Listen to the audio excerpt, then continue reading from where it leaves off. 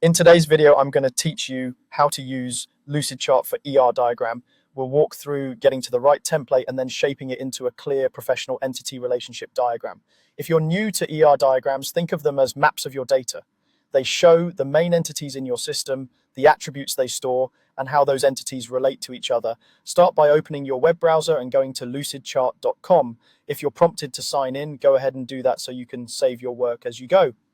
Once you're on the Lucidchart homepage, look to the right side of the screen for the option labeled More Templates. This opens the full template gallery, which is the fastest way to find exactly what you need without building from scratch. In the gallery's search bar, type ER diagram and press enter.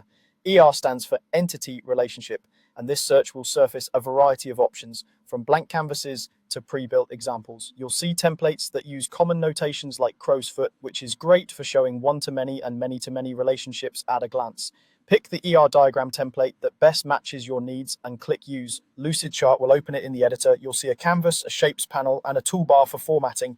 If you chose a sample diagram, take a moment to scan it and understand how it's set up. Reusing the structure can save time. Now customize your ER diagram. Rename the diagram title to reflect your project so it's easy to find later.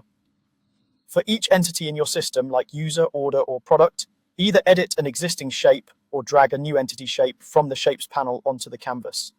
Add attributes inside the entity box. Mark the primary key clearly. Many ER shapes include a key field or a way to bold it, so it stands out. If you track foreign keys, note those as well to highlight relationships. Connect entities using relationship lines from the Shapes panel. Attach each end to the correct entities and choose the right cardinality, one-to-one, one-to-many, or many-to-many. Crow's foot notation is perfect for this. Add a verb phrase on the connector if it improves clarity, like places or contains. Keep your diagram readable.